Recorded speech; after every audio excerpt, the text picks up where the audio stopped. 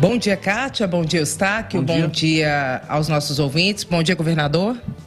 Bom dia, Edilene. Bom dia, ouvinte da Itatiaia. É um prazer estar aqui com vocês. Prazer todo nosso. Muito obrigada por ter aceitado o convite. O governador Romeu Zema está em Brasília desde ontem para uma série de compromissos. Governador, antes de entrar nos outros temas, eu queria que o senhor falasse da agenda que o senhor tem cumprido desde ontem aqui na capital federal. Perfeito, Edilene. Bom, eu vou até ler aqui porque nós tivemos 10 compromissos ontem e de memória não dá para lembrar. Primeiro, eu estive na abertura da Marcha dos Prefeitos, onde estive ao lado do presidente da MM, Marcos Vinícius, também do ex-presidente e vice-presidente da Confederação Nacional dos Municípios, o Gilvan Lacerda. Tivemos aqui em Brasília, ainda estamos tendo mais de 3 mil prefeitos reunidos, vice-prefeitos, um evento muito grande em prol do municipalismo. Precisamos fortalecer os municípios, é onde a vida acontece e geralmente onde a corda arrebenta. Governos estaduais, como aquele que me antecedeu, já fizeram muito mal para as cidades e quem sofre é o povo, é o funcionalismo municipal, que no caso de Minas muitas vezes ficou sem receber salário. Depois tive uma reunião com o deputado federal Aguinaldo Ribeiro, que está conduzindo a questão da reforma tributária, um almoço com a Renata, que é presidente do Podemos, e também deputados do Podemos. Depois estive com o deputado federal Emidinho Madeira para poder lançar a Frente Parlamentar do Café, um movimento muito importante para Minas, já que somos o maior produtor de café do Brasil. Depois retornei para falar sobre a reforma tributária para os prefeitos. Tive uma reunião com o senador Ciro Nogueira e também uma reunião muito importante com o ministro Renan Filho da Infraestrutura, para tratarmos da situação das rodovias mineiras, em especial da BR-381. Ele disse que vai sair a concessão e que vai já anunciar, inclusive se comprometeu a estar em Minas Gerais nas próximas semanas para fornecer para todos os mineiros um cronograma dessas melhorias que as BRs terão no estado. Lembrando que hoje nós temos muitas rodovias federais numa situação ruim, então ele esperar estar conosco em breve.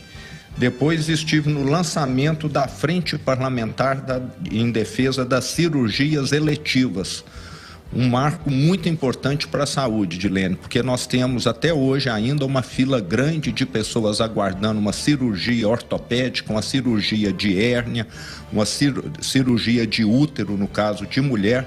Isso significa sofrimento, muitas vezes o agravamento do quadro, e nós estaremos junto com os deputados federais. Esse movimento é liderado pelo Emidinho Madeira, nosso deputado federal, e vamos trabalhar. O ano passado, Minas Gerais bateu todos os recordes de cirurgias eletivas realizadas, mais de 200 mil cirurgias.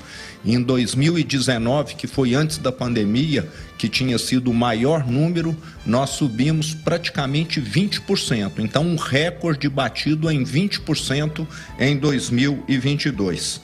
Depois tive uma reunião com o presidente da Câmara Federal, o deputado Arthur Lira, e à noite tive mais um encontro com os prefeitos. Terminei minha agenda ontem, já era quase 11 horas da noite. Foi um dia bem longo. Pois é, governador, eu vi que o senhor teve reunião com o PP, com o Podemos. A informação que eu tenho é que os partidos têm requisitado o senhor para sair do Partido Novo e ir para outra legenda.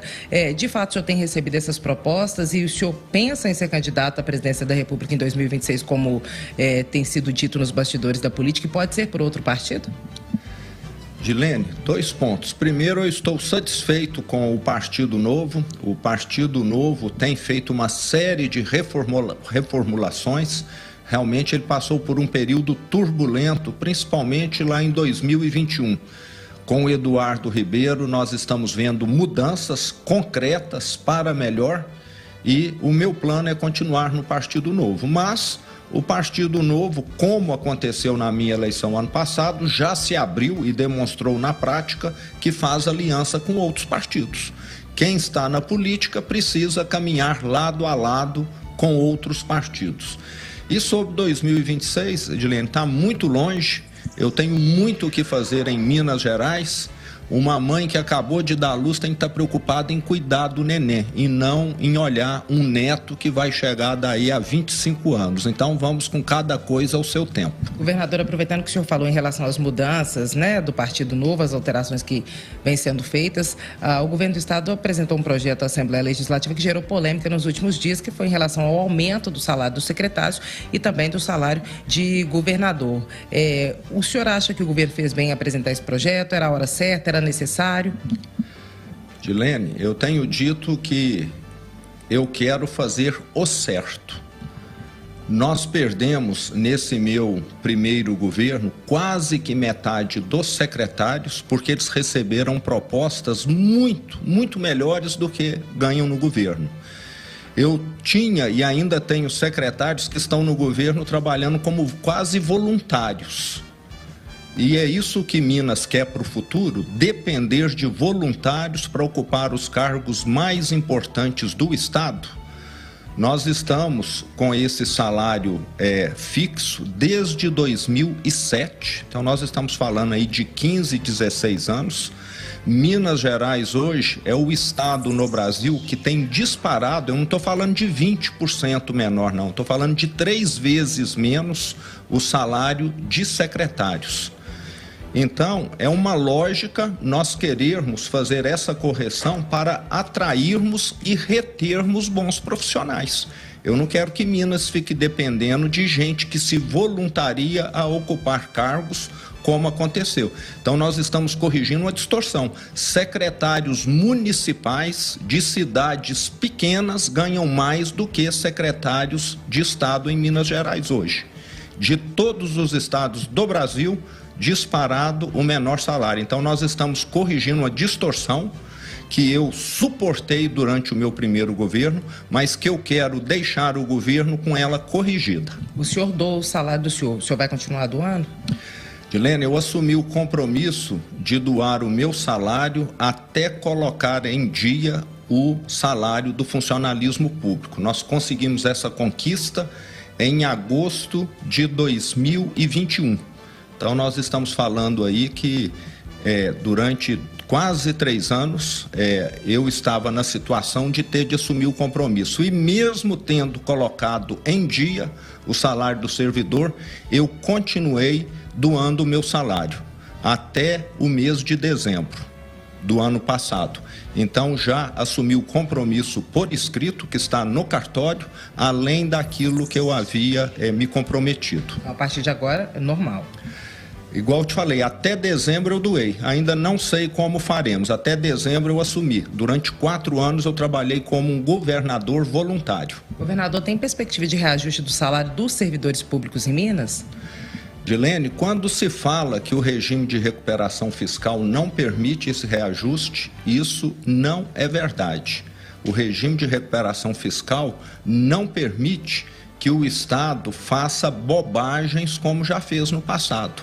Sair contratando pessoas do partido para poder ter apoio eleitoral. Isso é que não é permitido, esse tipo de abuso. Se nós ficarmos dentro do limite que a lei permite, nós podemos fazer, como fizemos o ano passado, um reajuste do IPCA. É minha intenção, é meu desejo que o funcionalismo de Minas tenha reajustes regularmente para não ficar acumulando defasagens salariais, como aconteceu com os secretários, que ficaram 16 anos sem ter nenhum reajuste. Então, dentro do que a lei permitir, o orçamento permitir, nós estaremos fazendo sim. Uma fonte aqui de Brasília diz que o senhor deve apresentar a proposta de recuperação fiscal para adesão ao regime de recuperação fiscal nos próximos 10 dias. O senhor tem alguma reunião relacionada a isso e tem essa meta mesmo? A questão do regime de recuperação fiscal, vale lembrar, Minas Gerais já aderiu via judicial, já que na minha primeira gestão o legislativo não quis sequer avaliar a questão. Então hoje Minas já aderiu. E os quadros técnicos da nossa Secretaria da Fazenda tem mantido um diálogo constante com a Secretaria do Tesouro Nacional para fazer diversos ajustes dentro desse plano. Então está tudo muito bem encaminhado. Se não fosse, Edilene, essa adesão via judicial ano passado, nós teríamos hoje uma situação extremamente difícil em Minas Gerais, já que somente no ano passado nós teríamos de ter pago um adicional de 8 bilhões de juros e amortização da dívida para a União.